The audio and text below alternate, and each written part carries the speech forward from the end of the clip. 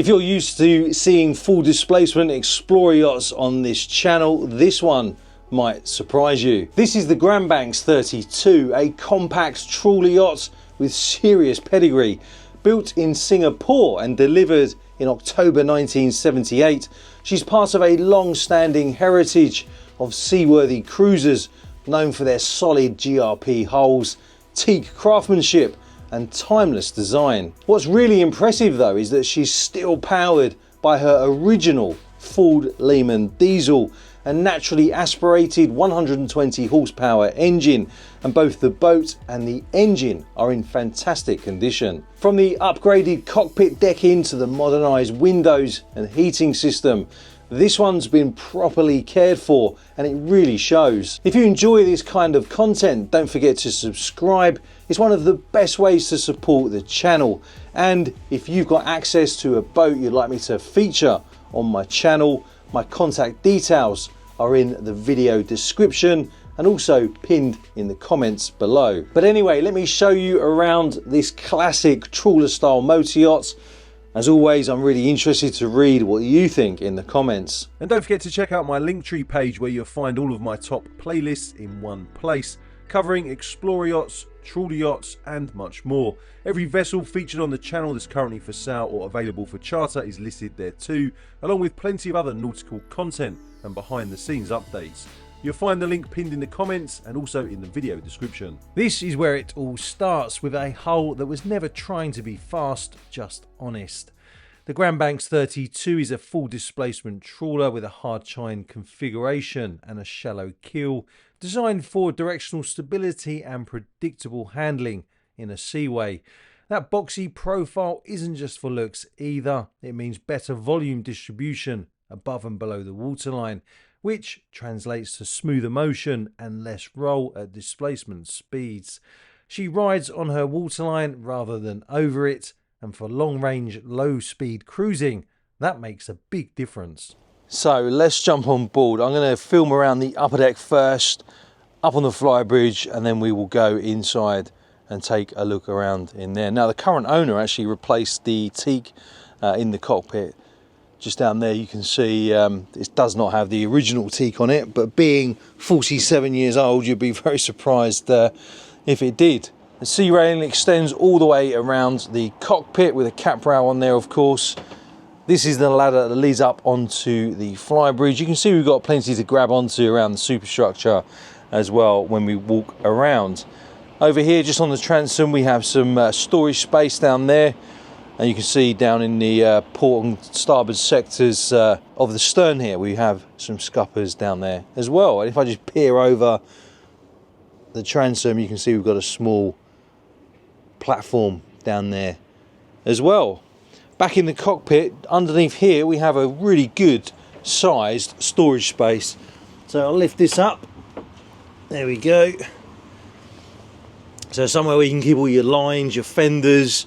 We've got some oars down there as well, an outboard. So yeah, lots of room down there, lots of room. Let's just shut that back down, clip that off.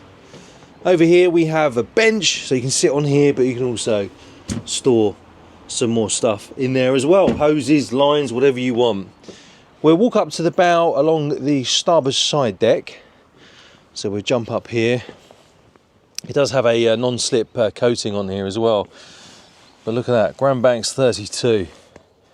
47 years old this boat. The current owner also did put new windows in here. So the sills on the windows, they're relatively new as well. But straight away, even if you saw the silhouette of this boat from afar, you would know it is a Grand Banks.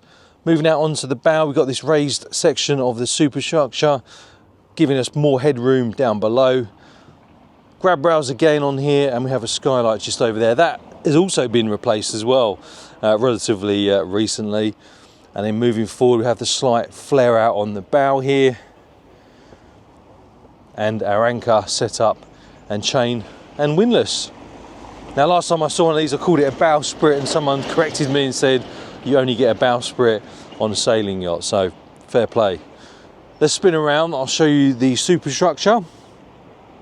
Again, those traditional Grand Banks windows there. Moving the camera up, you can see the lip from the superstructure, and of course the windshield for the Flybridge. Moving over to the port side deck now. We'll walk along here. You can see we've got the connector for the shore power. Again, grab rails running all the way along the superstructure. Port steaming light. Another grab rail on that superstructure as well. This window, actually, the middle window, that can be opened up, and you'll see the mechanism for that when we go inside in just a second. Right, let's head aft. And for a boat of this size, the side decks on here are actually quite wide, considering she is 32 feet. Okay, let's jump down here. In fact, before we go inside, I'll give you a quick look, but before we go in there, let's head up the ladder so I can show you around the Flybridge. So we emerge, pop up here.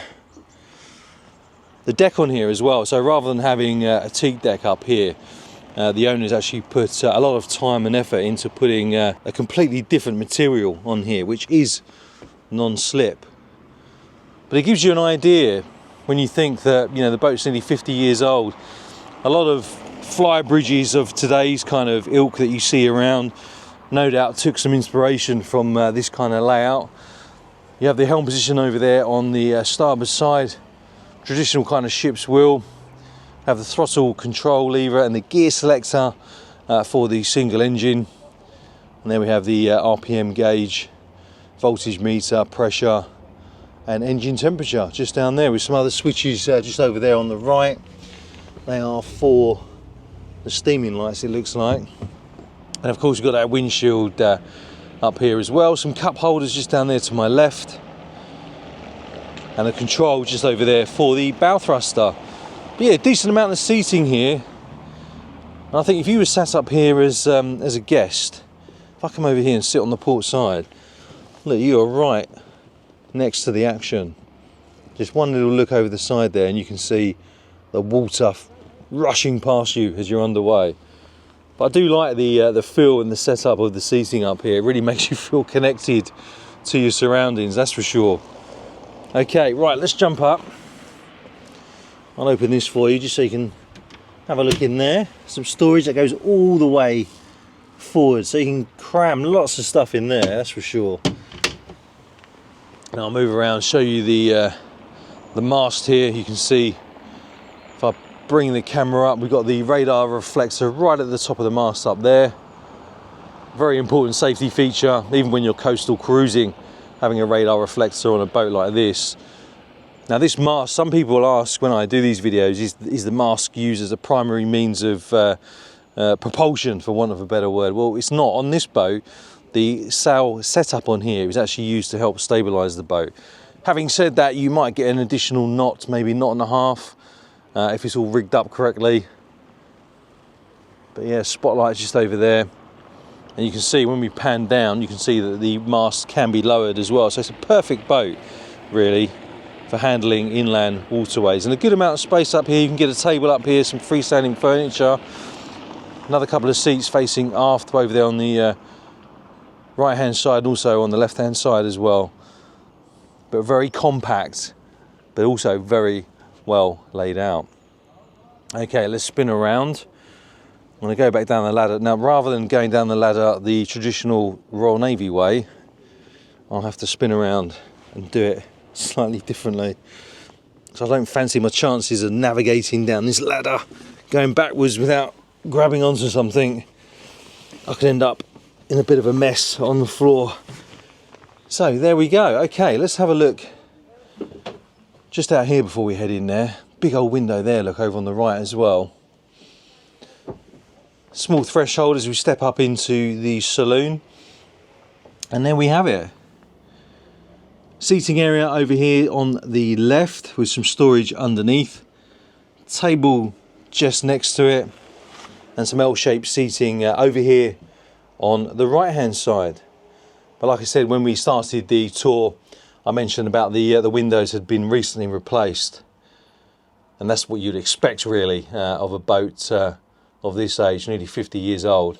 Up on the deck head, lamp over there, and we have a handrail that runs all the way from aft to forward. So if you do happen to find some chop when you're coastal cruising, you've always got something to hang on to. And just behind me, I have some speakers and some lights, and of course these windows can be opened up as well, so you can really get some good ventilation flowing all around this boat.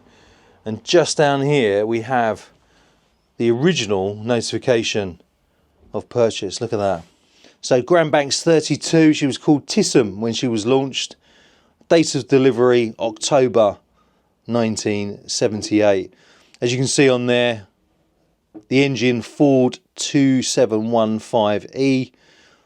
Believe it or not, it's still got the original engine on it. So the engine on this boat, again, is nearly 50 years old, which is just incredible. And apparently you can still buy parts for it as well. It's one of those engines that will just run and run and run on and on, which is incredible, really, when you think about the engineering that went into it all those years ago. Okay, right, let's bring the camera back up and carry on showing you around. Over to my left, we have the galley. So we've got a fiddle that runs all the way around that. Stainless steel sink in the middle. A fridge just down there to my left. And over here on the right, we have the cooker and the 3-burner hob there as well. Very tidy, very nice. Okay, we'll shut that. Come over to my right and show you the helm station. So big traditional ship's wheel there. Seating, of course, just behind it. Up here to my right, we have the gear selector and the throttle lever for that single engine. You can see on here as well, this is relatively new, the Victron energy charger and inverter. So a lot of time and effort has gone into the really good upkeep of this boat. Emergency stop switch. Over to my left, we have the Navman pilot and a chart just up there. Be interested to know how old that chart is, because when you look at the pixels on it, I'd imagine that's probably, I don't know, maybe 10 years old, 10, 15 years old, but don't quote me on that. I've got just complete, that's just a guess. Just down here we have a VHF, and then over to the right we have the traditional dials there, so I'll let it refocus, just bring it a little bit lower. Engine hours, it says on there 1,735 hours, and then to the right we have the RPM gauge, temperature just down there, oil pressure, another Navman, I guess that's the autopilot over there on the right. But when you are sat here at the helm, you know, somewhere to rest your feet. Those just down there to the right, they are the mozzie guards, the fly protectors for the windows. And this pole here, this contains the wiring for the Flybridge. Builder's plate, Grand Banks 32, 604. So I'm guessing, yeah, this must have been hole number 604, right? I'm guessing that is what that number denotes. Let me know in the comments if I've got that wrong. Built by America Marine Limited, Singapore.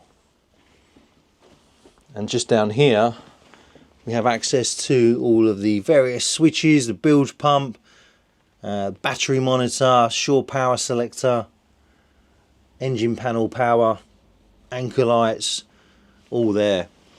I wonder when the people that built this boat, I wonder if they had any idea that it would still be around operating nearly 50 years later. Just really incredible workmanship.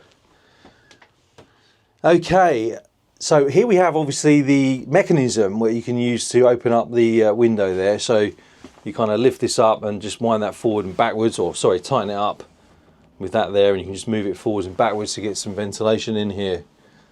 Okay, let's go down into the cabin.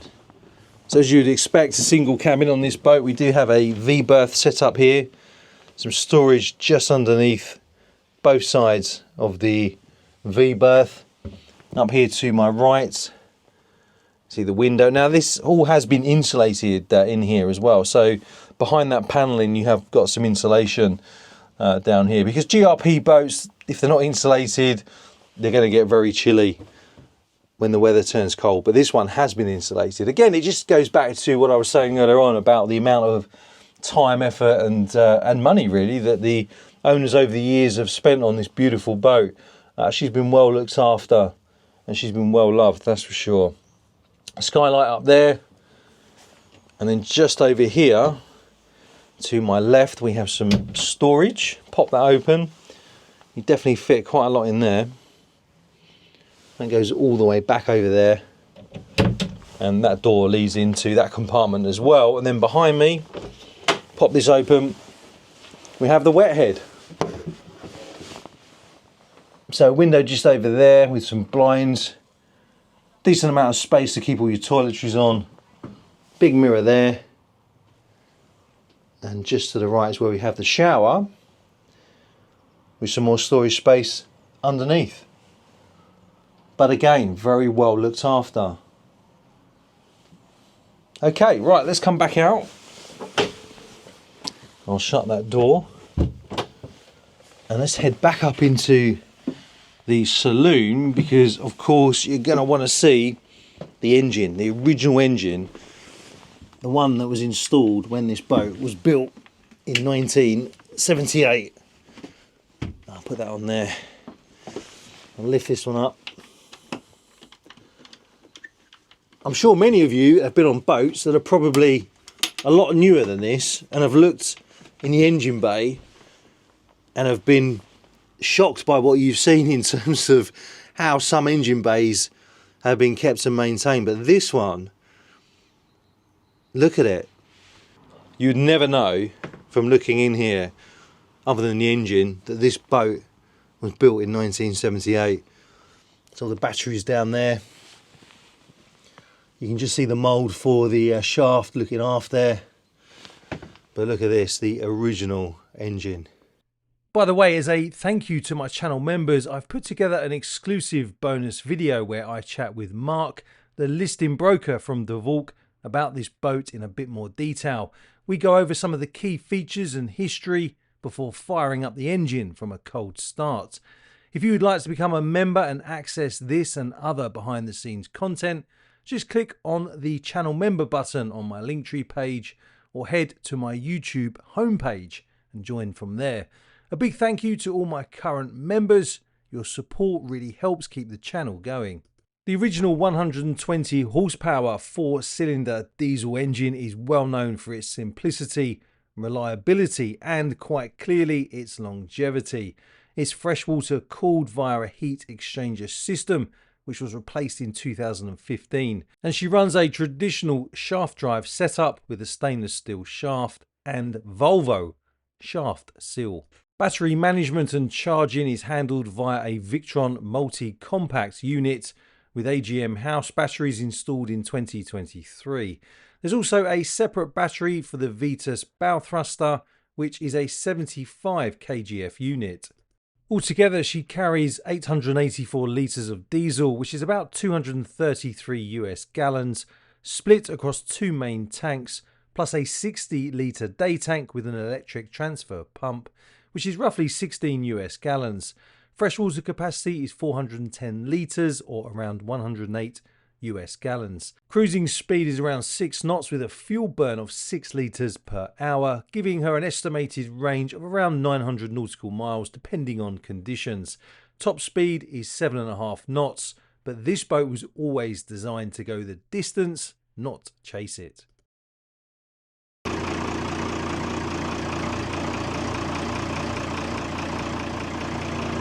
So that's it for this walkthrough. A big thank you to Mark from De Valk for giving me access, and of course to the owner as well for allowing me on board to film and share this boat with you.